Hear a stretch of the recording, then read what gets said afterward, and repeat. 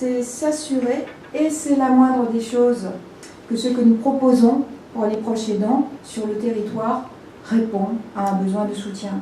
C'est aussi parler des aidants, les reconnaître. Alors les reconnaître, c'est d'abord les connaître, enfin comme si on pouvait connaître plus de 8 millions de personnes.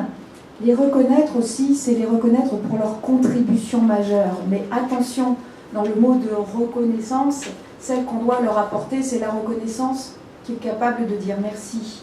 Non pas celle qui dit c'est bien, ce que tu fais ne change rien, continue même si tu es épuisé, et on claque la porte derrière ces bons mots.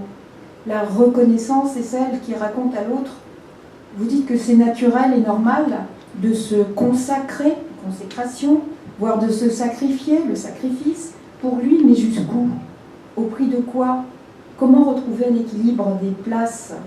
Comment aider l'autre si l'on est épuisé? Ne vaudrait-il pas mieux se sentir bien avec soi-même pour pouvoir aider l'autre? Voilà tous les sujets, voilà toutes les questions qui s'entendent, se partagent, se racontent dans les cafés des aidants. En 2003, Caroline Laporte, une maman qui avait une petite fille qui avait une maladie rare, était venue me rencontrer pour me parler de la création de cette association qui s'est appelée à l'époque l'Association française des aidants familiaux. En 2009, au moment où il m'a été demandé par la même Caroline de reprendre l'association avec une nouvelle équipe, nous avons conservé cette intuition des cafés des aidants. Cette intuition des cafés des aidants qui également s'accompagnait d'une autre intuition bien importante pour moi, et ça c'est des choses que je partage avec plein de gens, mais plus particulièrement avec Annie de Vivi ici dans la salle, c'est qu'il y en a assez d'avoir des dispositifs pour les uns et pour les autres. Ceux qui sont en situation de handicap, ceux qui sont vieux, ceux qui sont dépendants, ceux qui souffrent de maladies chroniques ou de maladies chroniques invalidantes. C'est de pouvoir avoir des cafés des aidants qui sont ouverts à l'ensemble des personnes, quel que soit leur âge, quel que soit l'âge de la personne qu'ils accompagnent et quelle que soit la pathologie. Et ce pari-là, il était important pour nous de regarder ce qu'il produisait. En tout cas, nous avons conservé ce bel héritage, nous l'avons fait à notre façon, et puis avec des partenaires, nous avons implanté ces solutions de la formation, des rencontres, d'échanges de pratiques. Il y a eu une belle évaluation des cafés des aidants en 2008.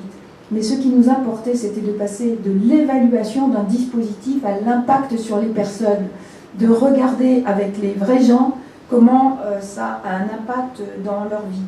Et donc, il s'agissait de faire parler ces personnes aidant un proche, de faire parler également les porteurs de café pour écouter, lire ces très jolis verbatims, recevoir et accueillir la parole, la partager, la regarder, si pour de vrai, les cafés des aidants, ça parle aux proches aidants. Ce n'est pas une réponse ni bonne ni mauvaise. C'est une solution qui doit être adaptée à un moment donné, à chaque situation de la personne, des personnes aidantes. On dit souvent, les aidants ont besoin de soutien. D'abord, il y a des aidants qui font drôlement bien et qui ont besoin de rien du tout. Et puis, tous les aidants n'ont pas besoin de soutien. Il y a des aidants qui ont leurs propres ressources. C'est comment est-ce qu'on a un regard attentif à un moment donné, dans nos parcours, qui que nous soyons d'accompagnement, pour s'assurer qu'à un moment donné, une personne a une difficulté et qu'à cette difficulté, on va pouvoir apporter, en tout cas, proposer une réponse qui soit la bonne réponse à un moment donné. C'est pour ça que les dispositifs comme ceux-là ne sont pas des dispositifs dont on peut dire qu'ils sont très onéreux. Mais il n'y a pas besoin d'être très onéreux pour pouvoir être à la disposition des besoins de chacun à un moment donné dans la vie. Et c'est pour ça que nous avons aussi réalisé un petit outil qui s'appelle Rosa, qui est un outil de repérage de la situation des aidants pour proposer à un moment donné la réponse santé, la réponse soutien, la réponse formation à présentiel ou à distance. C'est aussi proposer aux professionnels de la formation, aux entreprises, de prendre conscience qu'il y a des aidants dans leur entreprise à un moment opportun.